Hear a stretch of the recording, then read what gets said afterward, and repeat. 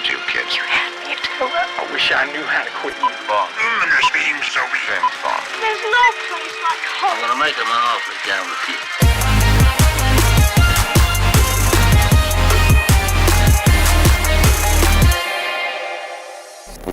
So Abe, it looks like we're back. Yes. And that's it. I'm waiting for you to have a witty response or something. Are we gonna talk? Are we gonna talk about the tragedy of Darth Plagueis the Wise? of Monday? Monday? Yeah, I am. I'll explain that in a second. Cue the music.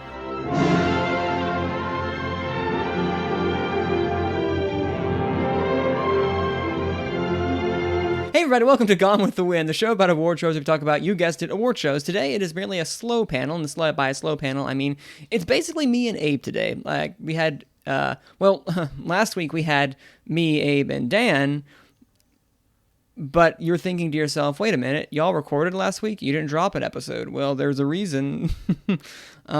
We did record an episode. Well, kind of. Oh, by the way, Abe is here. Hi, everybody.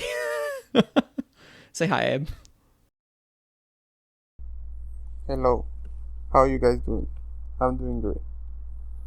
Abe, you were there. You were present for the tragedy of Darth Plagueis the Wise.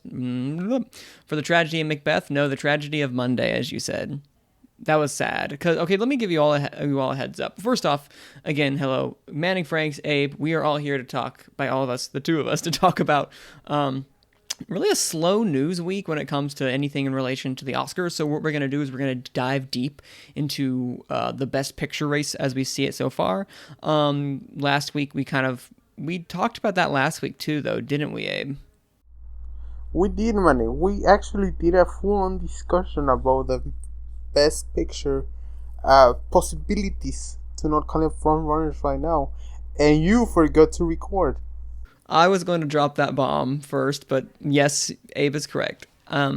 Abe, I want to apologize again. I forgot to hit the record button. So, yeah, it was not a great week, shall we say. Abe, any words you have about the tragedy that occurred last Monday when I just gave up and we just wrapped up right then when I found out we didn't record? I didn't hear half of the discussion last Monday. I was just trying to give my thoughts because I just only heard words. Because my internet was sucking. Your internet was doing really bad last week. Yes, but right now it's good, so we should have a good episode today. Oh, well, part of an episode. Or segment. But anyway, so we're going to kind of dive into the state of the best picture race. We're kind of finally getting into that Oscar season as we get into October. But before I do that, I want to probe, shall we say. Abe, you have seen No Time to Die. I have many. So, can you quickly, without giving any spoilers, we're going to do a deep dive again about No Time to Die, the quality of the film, and as well as its Oscar chances next week. So, I want to hear your initial thoughts on No Time to Die. Give us that hard-hitting news, because you were able to see it because, of course, it is not released in the U.S. yet, but it is some other places. I didn't watch No Time to Die, but I miss Venom, because that opens next week. And I saw Venom. So we're even. But I don't want to go into a deep on discussion because I think we can bounce back. But I just want to say I really liked it. I think it's a really good send up for Danny Craig, and some things come full circle. And I think the most important thing for any film, for me personally, first, that it has to make me feel something, but secondly, that I have to be entertained. And I was highly entertained and engaged by it. Because it's a 2 hour and 43 minute movie, probably 2:35. You take out the credits, usually it's 7 to 8 minutes. It's long. And I was not looking at my clock that many times. Because I'm going to tell you something. I watched some crap this year that I was out of it 20 minutes in and just waiting the other 60 to 70 to 90 to end. But that's the most important thing for me for that film. Or the emotional notes, and I think the action and everything. I think I've said it before, but I just think that James Bond are the closest thing we get to an epics this year. Like, what do you mean? Like, we don't get these grand films anymore that are not fully of CGI and stuff. Like, these movies are made like $250 million, and they look $250 million. Like, some movies cost that, and they do not look like that. And I'm gonna tell you something. This movie looks so good that when there's CGI, it's not that it's bad. It's that they do things in the real way that the CGI looks off a little bit. It's kind of weird. It's not bad. It's not like, oh, this CGI sucks. You can tell it's CGI. Yeah, you can tell because there's so many practical effects sets that are real, like are practical, and you see nice. it, like you notice it right away. So that's something that's from the film. But overall, I really enjoyed it. I don't know where I put it in the Daniel Craig. I said to myself after going on, I need to watch Casino Royale. Well, Casino Royale is number one, and nothing will ever move it. And if it does, it's probably the greatest movie of all time. Well, that's a statement. But yeah, but like Casino Royale, Skyfall 1, 2. Yeah. I don't know where I will put this to Skyfall because they're different movies. Like one is a send off, the other one is like a super action that has some emotional load. But this one has a really personal story, and you can tell that. Well, I'm going full on review, but you can tell they wanted to tell. I mean, it's gonna sound weird, but they wanted to tell a Bond story, like Bond as a character, because Daniel Craig does get a moments like emotional moments to have in the film, and there's some scenes that he's alone and he just takes over the screen, which I really enjoyed. But overall, I think it's a really, really, really good movie. I will put it, I don't know. I want to watch it again with a better audio because my cinema didn't have that good of an audio that I want to watch it again. But from what I got, like, it was pretty damn fine. So I beg the question to you. You said you didn't have to look at your watch a lot because the biggest criticism I've heard is that it's too long. That's literally the biggest criticism that I've heard about the movie. Do you think they could have trimmed anything out? No, I think they could have tightened up the script at all. Well, not right now. I hadn't thought about that. Like, I haven't thought about that. I think they should have add some stuff. Like, I think there's something missing as both certain characters that I don't want to talk about right now. But I think they should have add some stuff. Okay. Probably you can trim down. Like, every film you can trim it out more to have a different. But I don't think the time was not a problem for me at all. Okay, I was just curious about that because that's the biggest complaint that I've heard about this. But now I'm so excited. I see it this Wednesday, 7 o'clock. I got my IMAX tickets. So that's going to be exciting. But yeah, no. And I also saw Venom, and that was a movie. I did not like the first Venom, and I don't like this Venom. I love Tom Hardy and Venom and their relationship. They're the most interesting and genuinely funny part of the movie, but I just could not get on board with the world. It's supposed to be campy, I know, but that camp is not something I ever bought into or ever really cared about. It's just not my cup of tea. And I see if some people like it, I totally get it, but I was just like, this is a mess, and they are rushing through this entire thing. And granted, it's kind of supposed to be. They're very aware of what they are, but I just wasn't as entertained as I wanted to be. Even the action wasn't as good as I was hoping that it would be. It was kind of muddled in some points, surprisingly. But it's fine. Tom Hardy and Venom, because I'll call him Venom, they're two entities, obviously, were the best part, and they stole the movie. Woody Harrelson as Carnage did not really... He was hamming it up. Everyone there knew what movie they were in, and they were hamming it up for the screen, and I appreciate that. I really respect that. I just couldn't really get on board with most of the film. So it wasn't for me, and that's okay. I can definitely tell this has an audience, but Venom, Let There Be Carnage is not for Manning. Abe asked the question to you. Yes, please.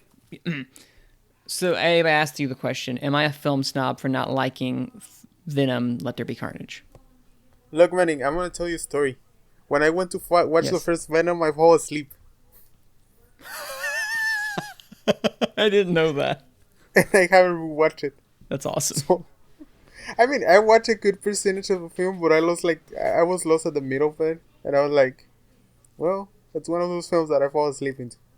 Because I fall asleep several films. I don't know what it is, but I think it's my age now. After 20, it's not the same. Age? Oh, yes. Lord. Yes. I'm 24, my knees hurt, and my back hurts. Oh, well, I feel that on a personal level. I think that happens after you graduate college, around the 21-year mark, that's when things start to go downhill. Yes, so... No, but, no, I don't think so. Like, I don't thought the first Venom was, like, the great... Well, the 80-70% I watched of the first Venom, that like was like the greatest film. I think there's I was excited for Andy Serkis, but seeing the reviews like Same. he just took the same approach that it worked, and it worked because it just opened with 90 million, so people are Yeah, interested in the character. They It's like not, it. nothing against it, but I think they could explore other things with the films. Like even if you're gonna have that back and forth between Venom and Eddie, I think they can explore different things. But I want to watch the film. I'm looking forward to it. That's what. Like I'm not uber No. excited, but I'm looking forward to watch. I want to see what they. Yeah, I'm excited. I'm excited to see where they take the character because I just like Tom Hardy as Eddie Brock and the kind of weird stuff he does. So I like Venom as a character. I love Venom as a character. So yeah, the Lethal Protector is something I'm definitely interested in, especially with where they, are. You definitely after that mid scene, I'm excited where they're gonna take Venom. All I'm gonna say. I'm excited about his prospects as a character. So. Yeah, we're going to do a quick review of some of the main movies that we've seen this week because we're going to get into the Best Picture discussion. So, I want to pose one question first before we get into our list that we have so far for very early, very, very early, don't hold us to it predictions. Abe, is there a chance that Daniel Craig in his final outing can get anything above the line for No Time to Die, specifically that of Best Picture? At Best Picture, look, I haven't watched any of those films we're hyping of. Well, pretty much, yeah. Let me see my top 10. Yeah, I haven't not watched. Well, I watched Coda, which I think it's better than Coda. That No Time to Die is better than film. But do I see it getting a nomination for Best? I would like to see it. I don't know if in a different film. It depends what comes out. What I see for the potential, I do think visual effects, consider we didn't have many blockbusters of any film like that. Will get a nomination definitely. True. I think the sound categories are there. Like the sound category right now. Sound. About to say just sound. The sound category. I really like Hans Zimmer's score. I thought it was pretty great. Like the way the music was. Okay. Yeah, the music was good. But does he make it in for this or Dune? I don't know. I haven't heard Dune. Like I don't hear scores or music.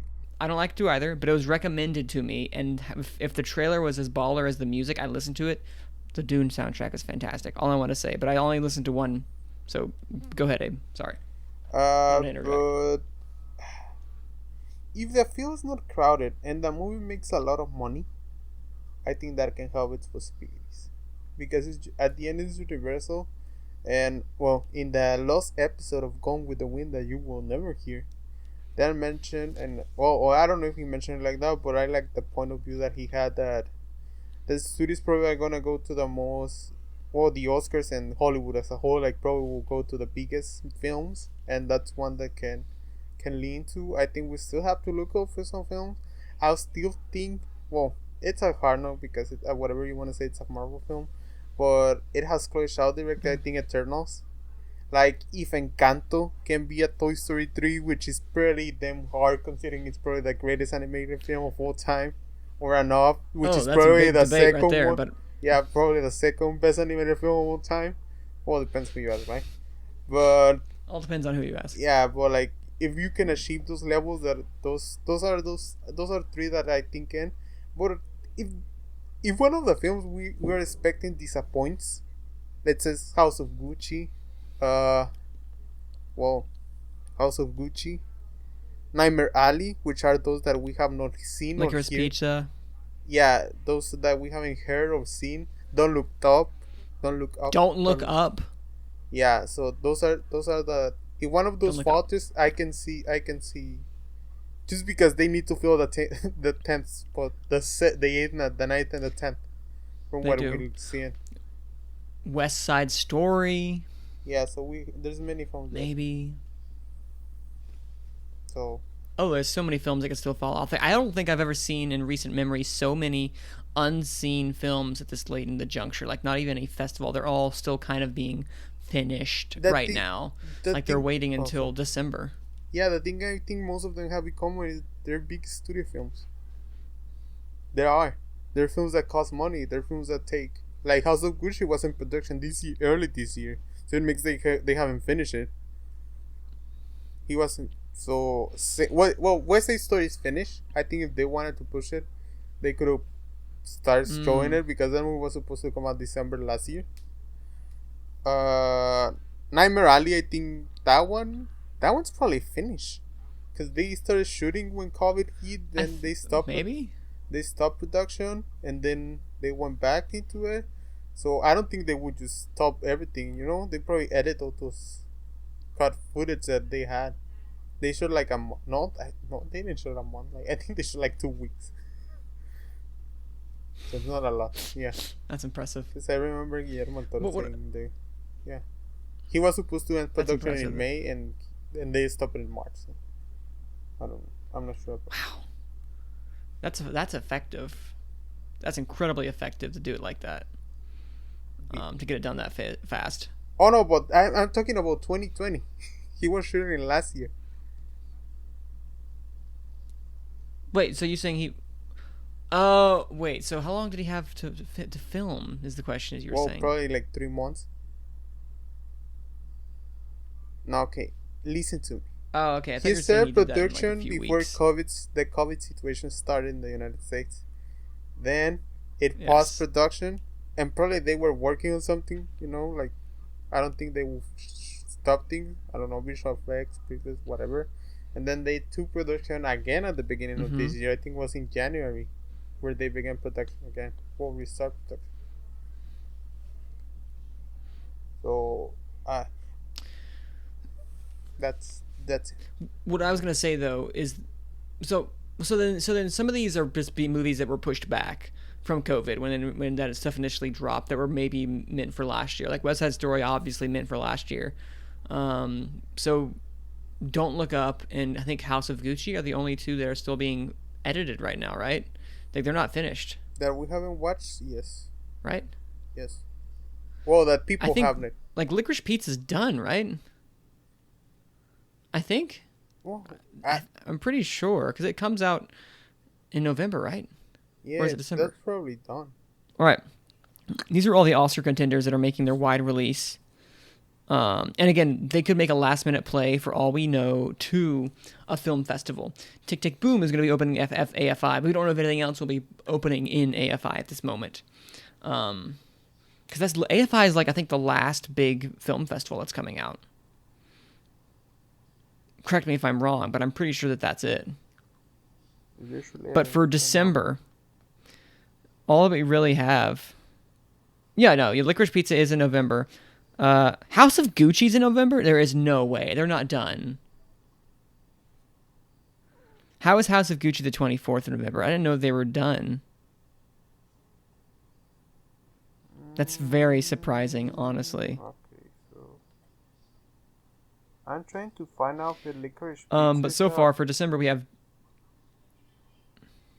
It's a wide release. What I was gonna say is that while you're looking at that, Licorice Pizza, I'm just on Wikipedia right now. The 26th, it looks to be the case. I don't know if that is MGM. But the release date, it's limited release November the 26th, nationwide December 25th on Christmas Day. What an interesting time for this to come out.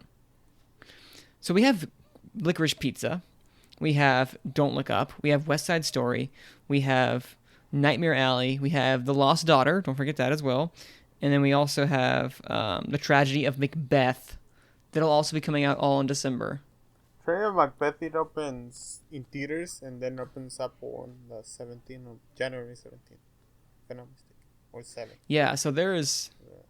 At least people got to see that. I'm just curious when they're going to start actually showing stuff like... When are they going to start... When are they going to start having previews for Licorice Pizza? When are they going to start having reviews or screenings for House of Gucci? Don't Look Up. Are they waiting because they're not done? Are they waiting because it's not great? I'm just curious as to why there's a wait. money. Can I ask a question? And it's something that has been on Sure. my mind. It's another, like, same topic, different aspect. People are raving about Okay. the power of dog, and they're labeling like the best picture Yes. front runner right now from festivals and reception. The people that have seen, and the actor and Jen Yes. Champion, the director, and everything. Is it champion or campion? Campion. Campion. Okay, campion. Add the same thing. I'm just gonna say champion in Spanish. Campion. Campion. There you go. Okay. So it's the power of dog. I still do not think the Netflix can break the best picture. I still cannot think Netflix can win the best picture. I cannot see it. I cannot see the people from Hollywood doing that, and I don't see the power of dog as I see it as a contender. I don't really see it as a threat because of that aspect. Well, let's talk with that segue. Let's talk about our list because I have mine numbered, but I do not have in the number one spot currently. I do not have Power of the Dog as number one. What do you have? Do we possibly know what that number one is? I don't have power rankings. So I know you don't, but mine current number one is Belfast. I just think Belfast is the current frontrunner at the moment, mainly because of its kind of rapturous praise it has received. With most prognosticators and critics that saw it praised this as not only a great movie and a very feel-good movie, but it was a really consensus, like, this is a good movie, this can definitely win the Oscar, this has the potential to win the Oscar with the overdue nature of Kenneth Branagh, who has in fact never won an Oscar, as we've talked about before. But you couple that in with the fact that Belfast is a very accessible movie about an historical event, and it's a nice, lean, little plus over 90 minutes, this could actually go the distance with also the TIFF People's Choice Awards. So I think Belfast is the front runner. Again, I don't expect it. It may not hold that status. But remember, last year, Nomadland won the People's Choice Award. The year before that, I think it was Joker, or maybe that's 2 years. I can't remember. Regardless, again, as I did a couple of weeks ago, there is a correlation between all of this, and Belfast is up there. I'm not saying it's going to win, but I'm saying I think it's our front runner at the moment, just because it's not as divisive as The Power of the Dog was. the power of the dog. That's my 2 cents. No, but that's my only question about the power of the dog. Is that Netflix label that it's gonna be put on all them films? Like, unless it's Roma didn't win. Roma was super close, though. Like, I think it was genuinely close because it won the BAFTA that year, and it won director. It won a good portion except picture because Green Book. I think it was 2. I'm pretty confident that it was 2. But Parasite was able to do, but it's not that.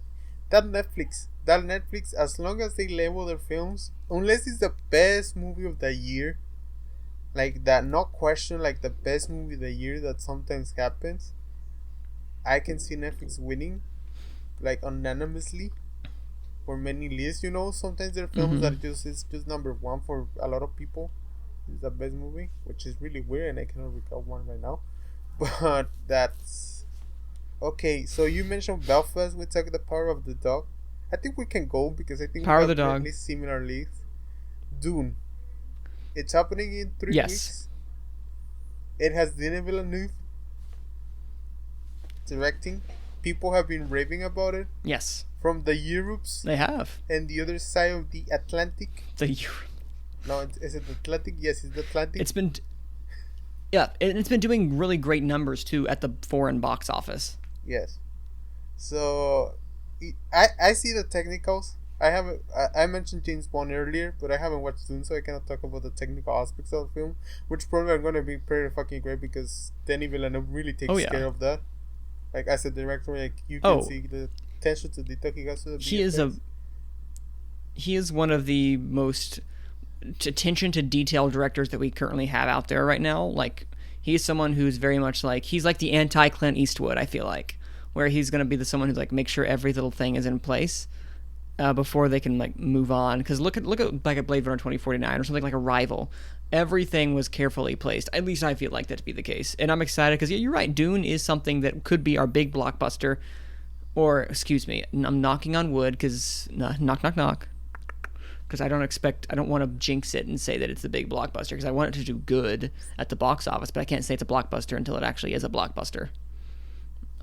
But yeah, you're right. Dune, I think, has those chops because it has the clout, it has the prestige, it has the great reviews, and it has the desire, which I think that they said, like, I think Warner Brothers said that they're going to do a second one. They've promised Denis Villeneuve, If as long as it also does HBO Max, on HBO Max.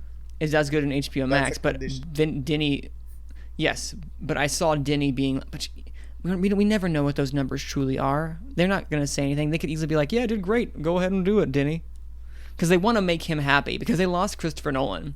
I feel like they're going to do this to placate Denny to give him the second one. I don't think we're going to get anything after the second one, but that's just my 2 cents. Yeah, I think just 2, and that's it. Yeah, like, Warner Bros. Is a director studio. They like to keep the directors. They like the Nolans. No, they do. They take care of Zack Snyder. I mean, he's on Netflix now. That's true. But he does. James Wan is probably the most highly regarded of all. Christopher Nolan was. Well, I just think Nolan got too big for his britches. Yeah, well, Nolan wanted as to. the saying goes. Yeah.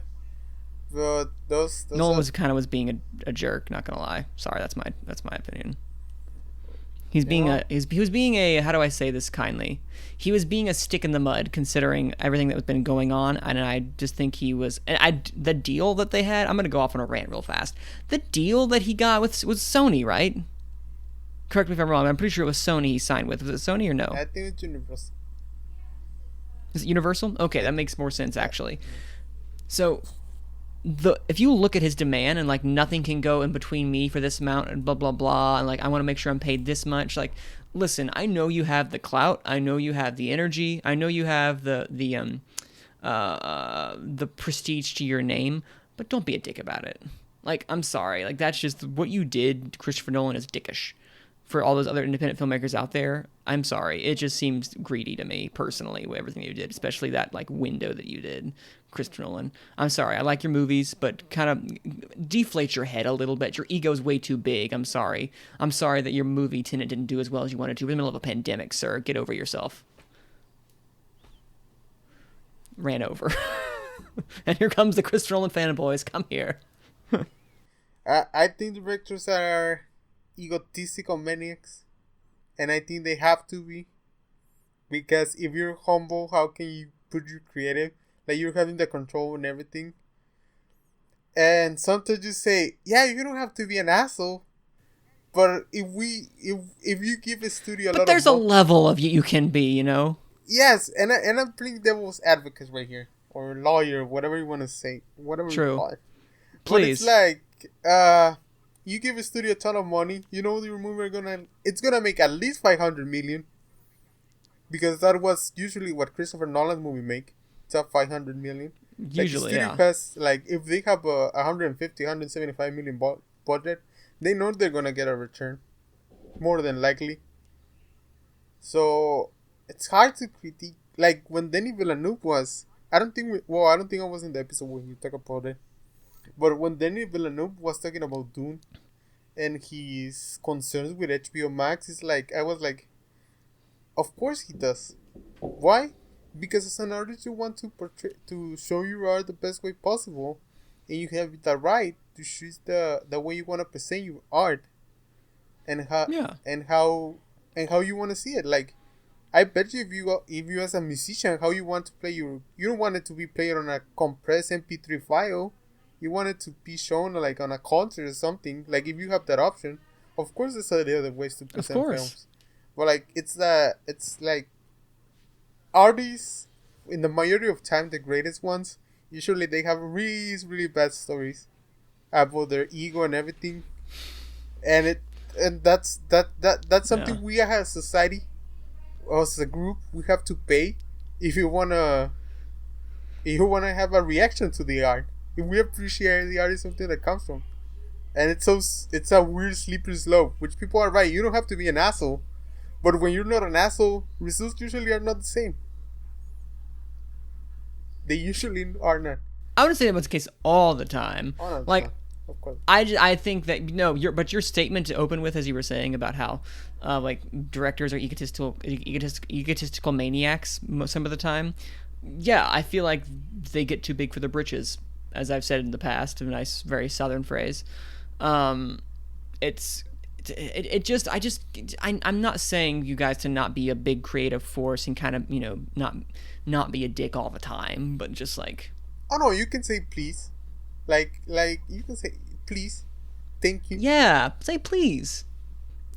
Common decency. And especially, like, I guess the biggest thing is I don't want any movies opening up near me, which I get from a production standpoint, but it's like you're really hurting other filmmakers by doing this. And it's just to me, it's way too over demanding. I'm not saying, hey, can I make sure I get paid this amount? That's negotiating. That's how it works. Fine. It's stuff like that hurts other people, is when you get into the idea of like, why are you doing this? But that's another discussion for another day at this point, honestly. But you, great devil's advocate. Abe, clap. Thank you. I'm clapping lightly so my mic doesn't like peak. So I don't want to host the show right now, but I have to ask you. I have another film which I think you have, King Ricardo.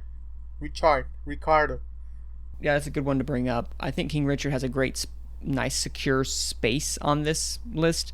Mainly because I think not only does it have really well-received reviews, I was equating it to The Blind Side originally, but it's gotten so much more favorable reviews other than just Will Smith's performance. So I personally think that Will Smith's going to bring this in because he's our front runner for Best Actor, in my opinion. And also because it looks like a good movie, personally, just from the reviews that I've seen out of the festivals. And I'm guessing you said you have it on there too, right? I do, and I think the power lies on Will Smith because, well, he's Will Smith, and he's given a great performance from the reviews are saying. Yeah. Doesn't come out until about almost 2 months. Comes out third week of November, something like that.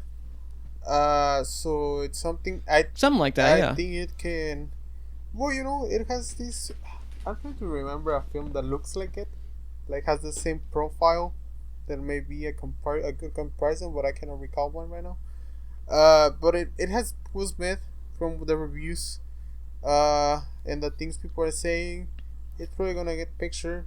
I wouldn't be surprised if a film like that gets a nomination for screenplay. Probably a supporting actress. I think I don't know who the actor. Yeah. But she's good. Is it? No, I don't. Her last name is Ellis. I know that to be the case, and she was on Lovecraft Country. I know that. Okay, with all respect to her, I'm going to butcher her name. Anjuane Ellis. Anjanu.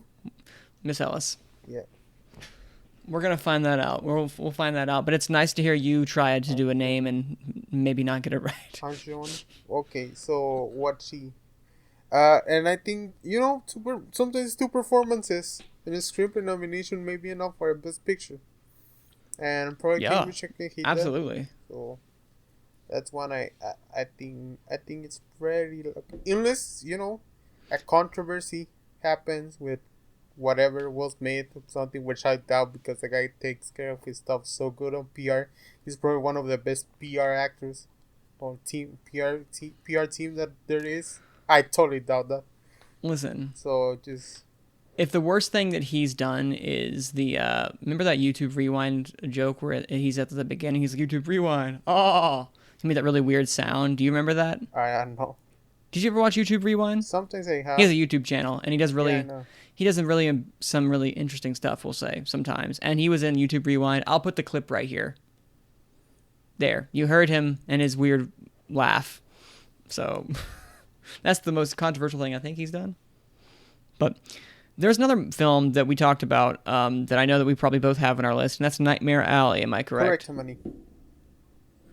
So why do you have Nightmare Alley on here if no one has seen it? Because Guillermo del Toro. And Gabe Blanchett. Fair. He's won an Oscar. And Gabe Blanchett. Yes, she's won an Oscar. I think that's enough.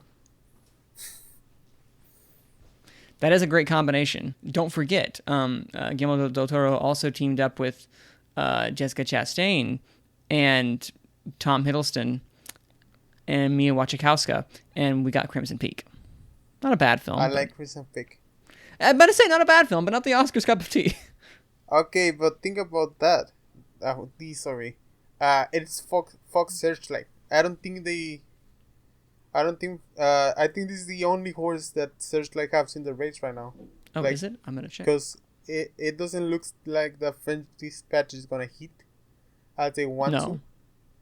I don't think so either. No, like, it's probably not gonna happen. And I think that's why they release in December. They having a release strategy that is usually Oscar friendly, if you would say. They're trying to release limited and then wide open. It's as I mentioned, it's a Guillermo del Toro film. He's now part of the club of winning directors. Yes. He's part of the club, and when you're in the club, you rarely get out of the club, even if your name is Roman Polanski. Which, in that case, good. Yeah, but that's something that I think the fucking Searchlight, and it's been released in December, and Del Toro, and I'm repeating myself. I think that helps enough. Also, it looks technically flawless as pretty much every Del Toro film. So at least it's gonna get the below the line categories. So it's something that it's important to have. No, and I think that also that not King Richard. We talked about King Richard. I think that something along the lines of a Nightmare Alley, if it hits well, I think the Academy is now diverse enough in the sense of they're going to be like, oh hey, this is something that's interesting, different. It's not a quote unquote like a Belfast or something, which is a lot more up the Academy's traditional alley. But Nightmare Alley, haha, get it? Wink, wink. You did that on purpose. You did that on purpose. I cut it with my eyes closed and ears plugged and everything. It's right up. It may not be right up their alley, but it might be right up their Nightmare Alley. I have faith in the Academy for if it's a good movie. I have faith in the Academy being like, we're gonna nominate this because it's Guillermo del Toro. It's some great actors that they love that are already in there. It looks flawless, and if it's good, I can see it getting in. Okay, so the tragedy of Macbeth. Manning. Mm-hmm. Do you read Macbeth on senior year of high school? The Scottish play, you mean? Yeah, no, I never read it. I've never read Macbeth. I can say that. I have. You have? I have. Oh. Yeah, and I understand shit from it. And you want to know something? I got student of the year for that class. But if you didn't understand anything, how'd you get student of the year? Because I did my assignment. Oh, there you go. That'll do it, kids. Stay in school. No. I mean, I did understand it. Like, I'm just kidding. Like, I did. Like, professor. That's why professor helped me. You know, you have teachers for that. This is true. They explain things you don't understand when you ask. That's their job. No, but like, I was like, when I read it as a senior, I always found it fascinating. I thought the story was great. I mean, it's Shakespeare, you know. You probably don't understand many words from it as a senior. You probably need to read more before getting into that. Yes. But it's one of the most basic. And you show films and presents around media. But it's I think it's just a story of getting the power and falling down. It's one of those classic archetypes of story we have. And when you have Denzel Washington and Frances McDormand, which are two powerhouses, and Joe Cohen directing, it's hard to get back. And I think we mentioned in the first part of this show, because I don't remember what we said on Monday. We recorded the first part. They're probably gonna get nominated. Both of them, yeah. All three of them. Well, Joe Cohen maybe. Joe Cohen, I think, is up for debate, but I think he might get in for, because again, as I mentioned, I know I mentioned this last time, when we talked about it, but it's the fact that no one except Kenneth Branagh for, I believe, Hamlet, has been nominated for screenplay for a Shakespeare adaptation. So Joel Cohen would be the second, if that was the case. But if from what they're saying is that if he did a really good adaptation in the sense that he really took it and kind of took out a lot of the excess fat of Macbeth, then he might be able to make it in there. It just depends on what the rest of the season looks like. But no, I think Tragedy Macbeth kind of came out of nowhere in the sense of I've kind of forgot it was here, and now really impressed. The fact that it still has like 100% by the time of recording on Rotten Tomatoes speaks volumes, I think, too. Just the consensus that people like it. What has been doubt, or no doubt, just wondering, It's how Apple is gonna handle the campaign, Yes. because it's probably their first Correct. big campaign. They campaigned for Wolfwalkers last year. I don't think there was any other movie released from there. No. And I'm wondering if they were gonna. I Cherry. mean, it's a team up with A24, which I still contend that A24 probably botched the Minari campaign, because that was a film that had everything to win Best Picture, and it did not. It did. It had everything. It really did. Every single thing to win Best Picture, and they were not able to beat Nomadland, which I still do not understand. And I really like both films, and I really do. But you sometimes have these archetype. I'm using the word archetype a lot. This mode of Best Picture, and Minari have it. And I'm still upset about that. So Manny, I'm gonna ask you for one. That's probably gonna be one that's. I think this is one of those that can fail. House of Gucci. Oh. Father, Son, and House of Gucci. I love that line so much. This is interesting because there was a recent report that the first cut is nearly 3 hours. So I'm curious as to. This is obviously going to be longer than No Time to Die, or close to it, I think. So I'm curious to see how Ridley Scott manages to do this. This looks very akin to All the Money in the World, like in literal look and style. Personally, when I see that, I think of All the Money in the World, which again was a fine film, but I'm slowly losing like faith in it, mainly as time goes on, because I think Ridley Scott is a good and capable director, but he's also someone who also I feel like recently just kind of pushes stuff out. Because again, while The Last Duel was done for a while, he still has 2 movies that he was putting his time in between. And I'm not saying he's not a powerhouse and can do both, but he's definitely a lot more. He's less of an auteur than some of the other filmmakers we've had in the past, and more of a commercial creator. At least nowadays, I feel like. Correct me if I'm wrong, but I feel like that's been the case mostly. And I'm kind of concerned with House of Gucci because it looks very over the top, and the camp could work, but I don't know. It looks. The acting could really sell it, or it could be not great with those accents. We don't know. I have to ask you a question, which I don't remember you. What do you think about All the Money in the World? I like it. I think it's a really good film, especially considering they redid like a small chunk of it with, and they put Plummer seamlessly into it, who is still phenomenal in that role, one of his last roles. But then what's your thought on How to Gucci? They haven't started the campaign because whatever you want to say, it's a commercial film, and they usually have a really different strategy for the independent ones, because the independent ones are less commercial, if you want to put it one way. You want to start rolling the bag in the festivals. They want people to see it, even though that we're gonna get released by these big studios. You want to get a steam, and for House of Gucci, it's more like we want the opening weekend money, and then let's see what happens.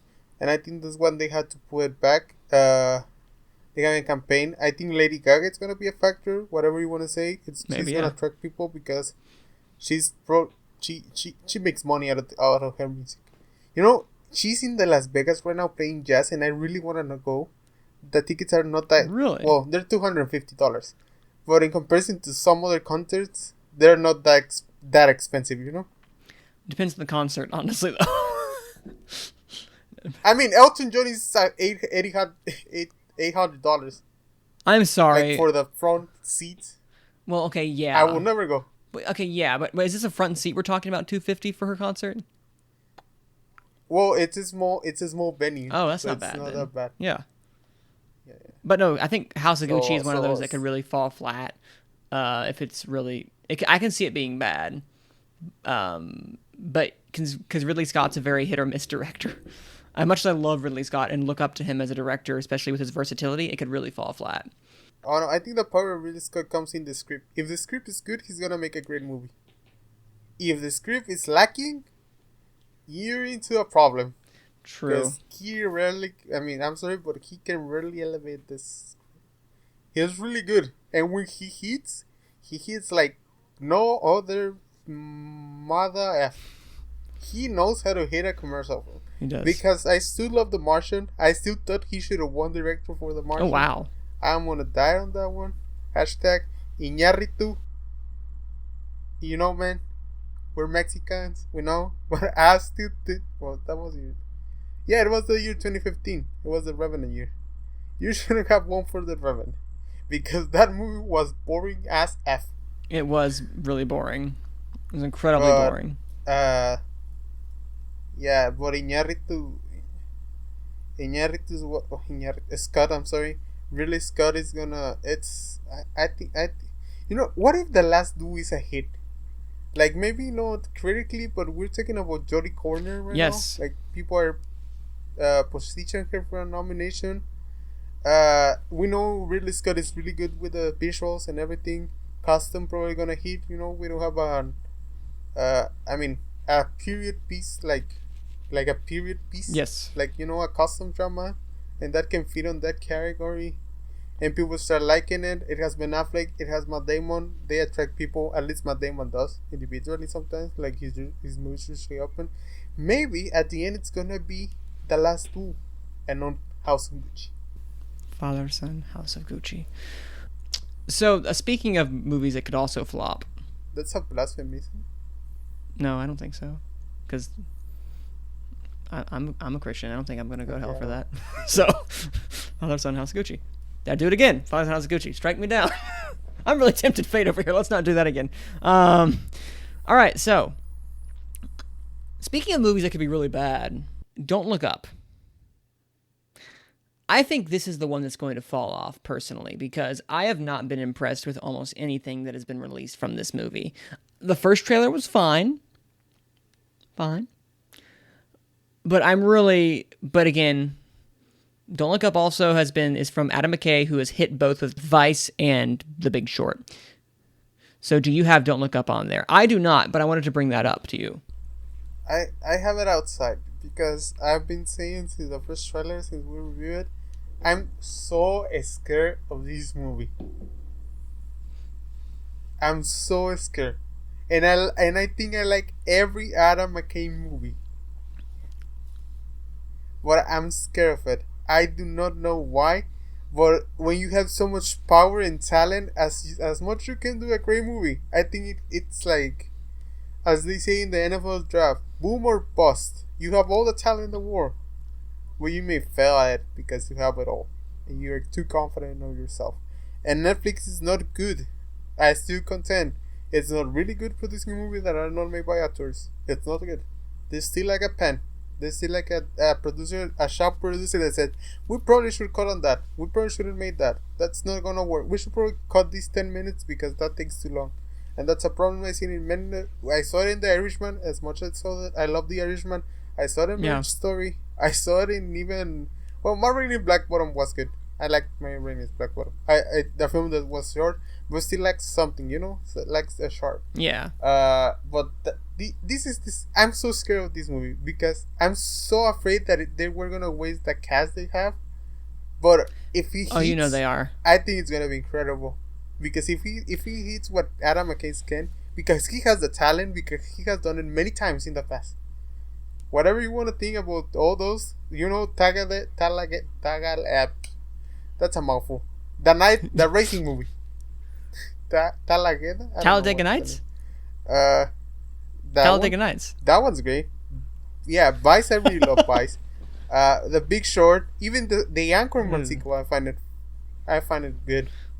The first Anchorman, like Adam McKay has a way to direct, but this movie gets me the first Anchorman nightmares, and I haven't even watched it. I'm afraid of what can it be. I feel like, this is something that I feel like could completely fall off. I've loved that it gives you nightmares. A movie that you haven't even seen yet. Merely the possibility of the movie is giving you nightmares. I love that. Yes. That's so interesting to me. But let's move away from that one. Instead, let's talk about a movie that is a little more, that's an indie darling. And I'm kind of going out on a limb for this one. And I know there's a possibility it may not hit because I know Jackie didn't hit when it came to this. But Spencer. I have Spencer currently in my 10. I think that's one that, especially with the weight of the performance and the clout, that also, if King Richard can bring in Will Smith and he's now the front runner, Will Smith can bring in King Richard and he's now the front runner. Could the same not also be said for possibly Spencer, which also received high remarks? But at the same time, I have also seen people complain because when they see this movie, they're like, wait a minute, this isn't a historically accurate feature. This is of course, as the poster says, a fable. So this could really divert expectations when they see it, but the quality is there, so I think that Spencer could make it into picture. Again, a possibility, but I'm guessing, do you not have it in picture? I do normally. And I think it comes down to... I just do not see it. Like, it has the Jackie feel. That part of the performance is gonna get a nomination, but not much else. Because, Not even costumes. Because of that only. Because I haven't watched the film and I cannot really get a full opinion on it. From what I see in the trailer and the reactions, like, I think it's probably actress, costume design maybe, art direction, depends. But I don't see a possibility for that.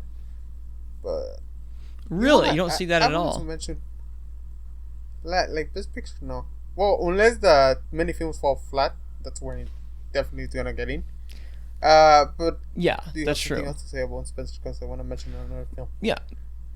Oh no, what I wanted to say also too was the fact that I think this could bring it in because though if you saw the initial reactions to Spencer, most people would say this is a great film, but they were all going the fact that this is a transcendent performance, and I genuinely believe if this performance is as great as people say it is, I don't think it's going to be winning picture, but if we have to get to a 10, I could see this going that lower spot near like the 9 or the 10 range. Because this could do really good in the tech. Because I think this has costumes. This has a lock on actress nomination, on costume nomination.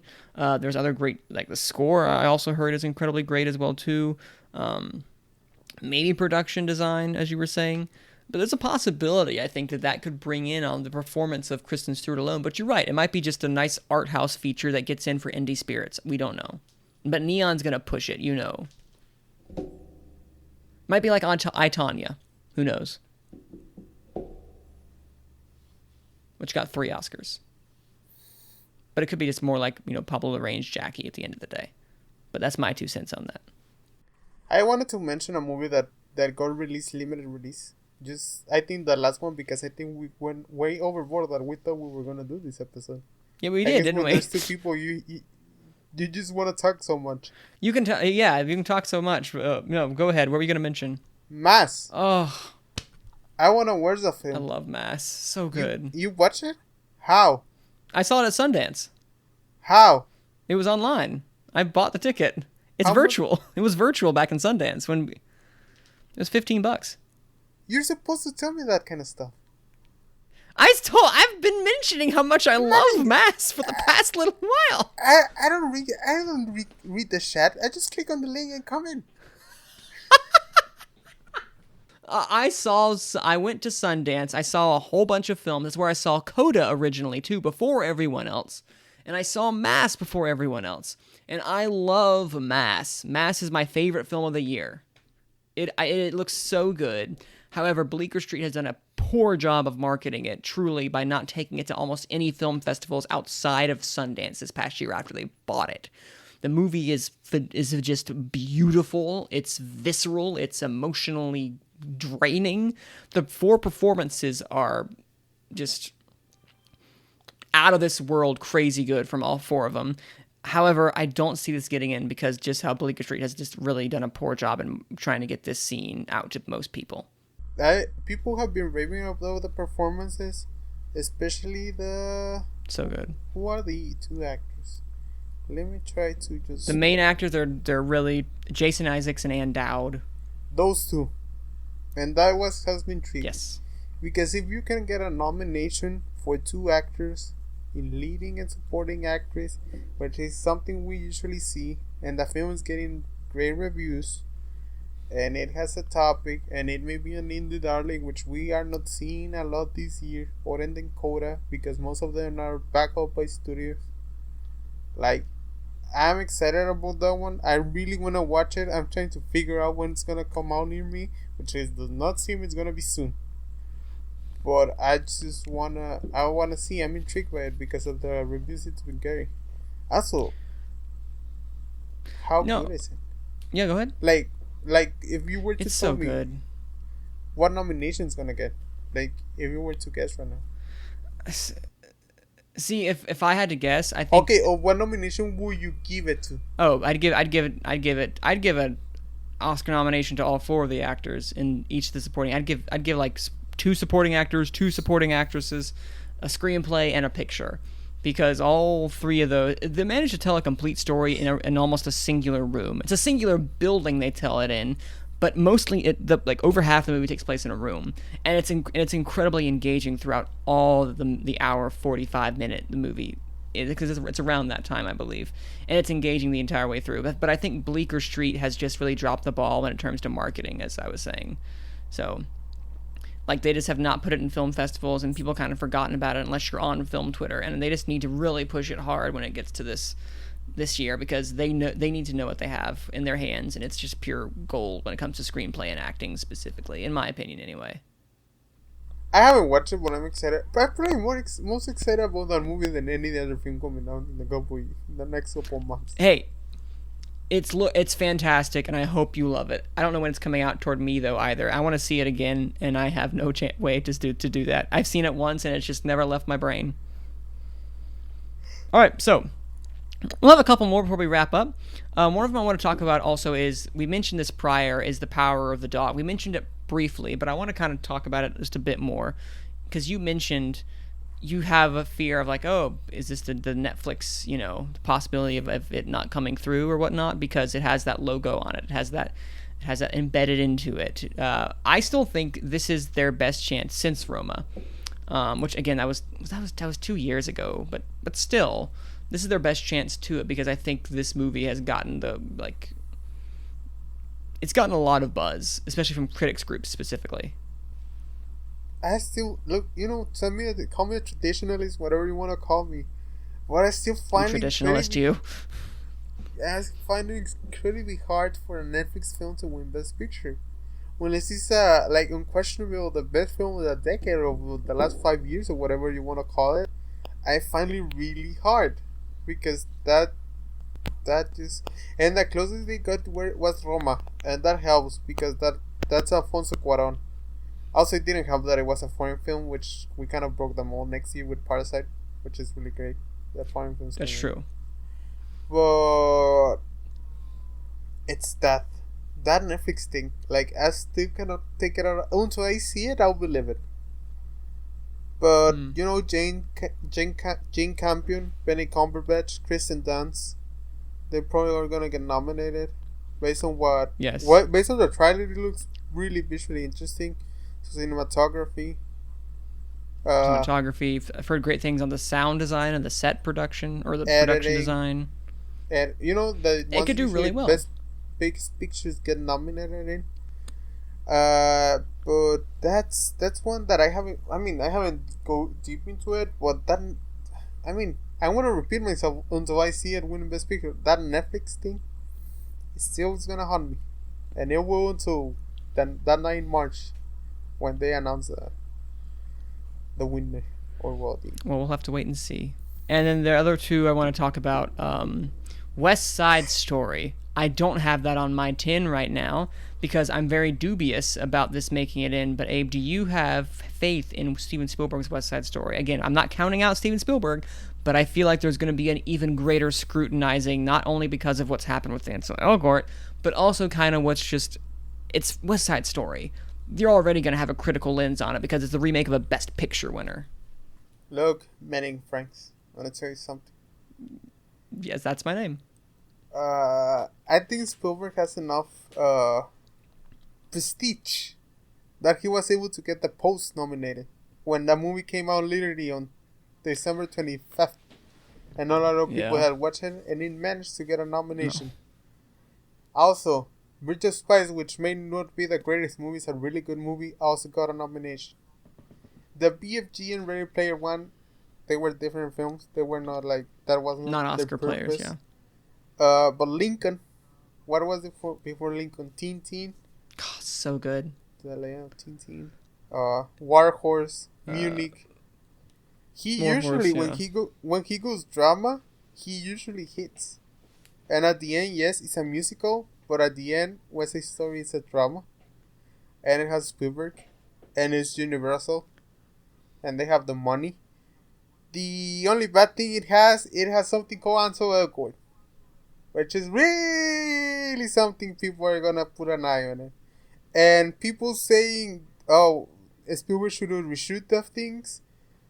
I think that no, like you're not gonna put. I'm sorry, but you're gonna not put the work from probably thousands of people that work in a film because of one person doing something bad. And it sucks that it's like that. And also, I'm not sure what was the conclusion of the Enzo Wilger thing, if something was resolved or anything, but that what happens. Like the first news Nothing's are the come ones of that, it. yeah, the first news are the ones that hit, and the ones that left the impression, and that's it. Sometimes for the good, sometimes for the bad. But I think Spielberg can. I mean, where stands Elgort in Hollywood? Like Prestige, and where is Steven Spielberg? Like, don't you think Spielberg has enough prestige and recognition to downgrade Agreed. Ansel Elgort?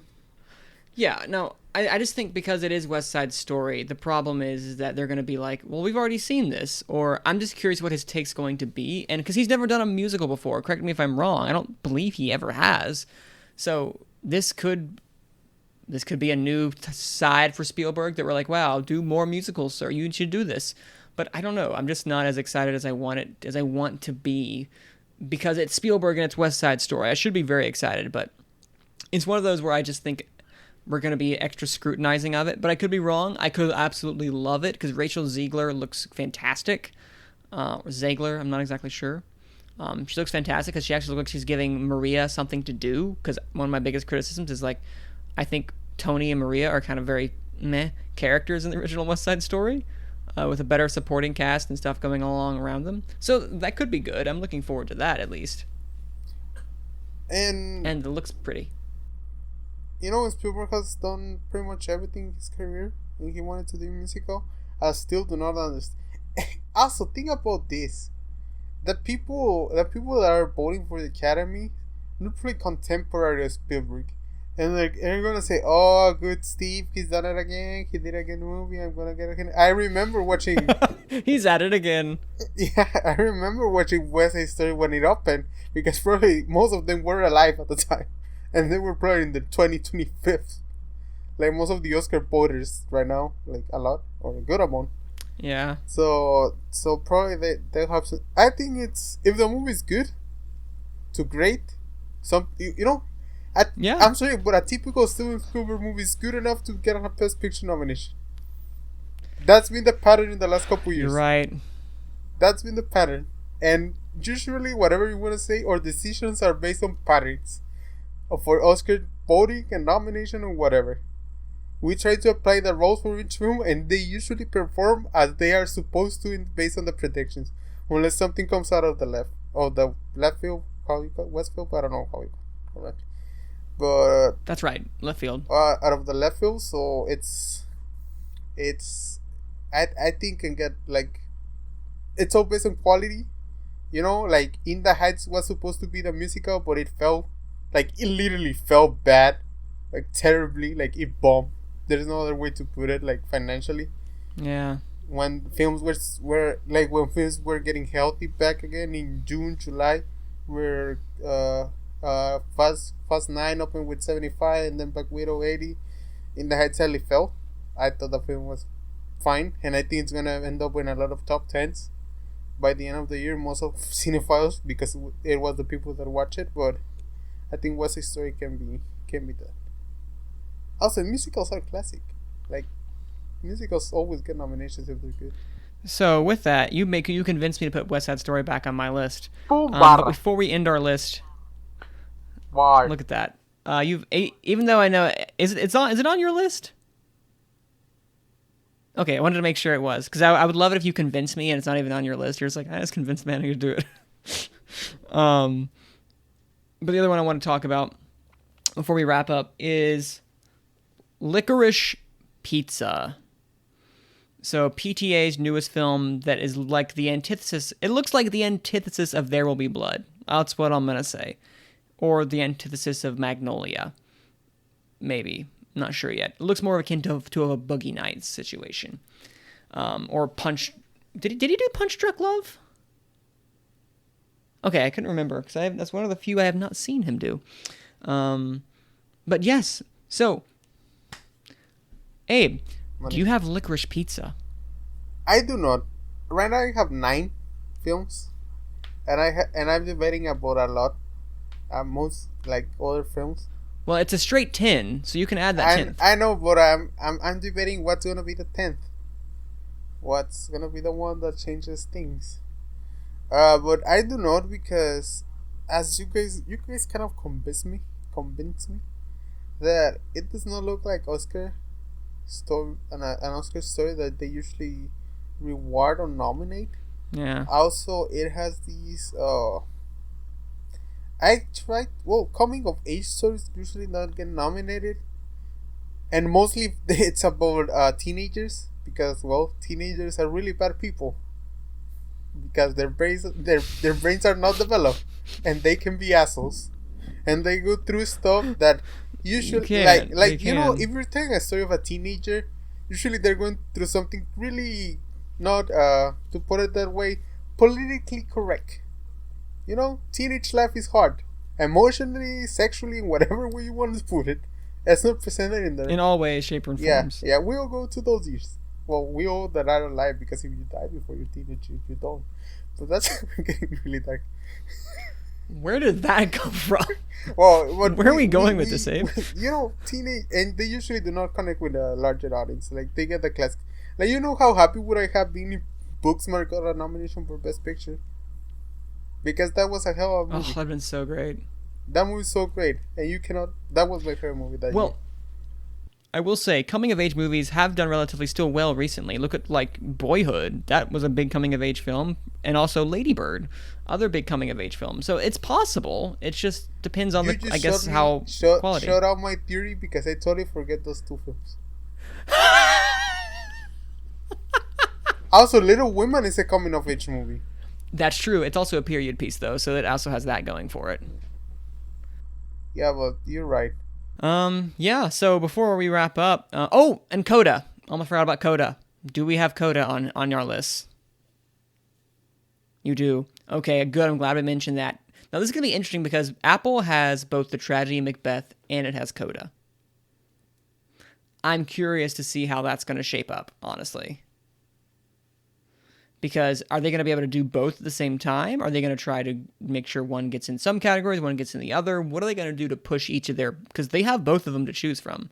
And Coda was... They spent $25 million to buy at Sundance this past year. So they want to be able to use their $25 million well. Yeah. I'd like to think, anyway. I mentioned Indie Darling as mass. But Coda is probably that one that can be it, because it's a real... I think it's gonna be. Maybe I'm wrong, but I'm pretty sure I'm not. It's a really different film than the tragedy of Macbeth. It definitely is. It definitely looks like it. And it whatever you want to say, the Academy and the United States as a whole is going to be more inclusive roles, and Coda really presented really well. I really enjoyed the film. I still don't get a lot of the hype, but I enjoyed it very much. But I do see it if they want to campaign it more. If I don't remember the name of the actress. I'm sorry, I'm terrible. It's okay.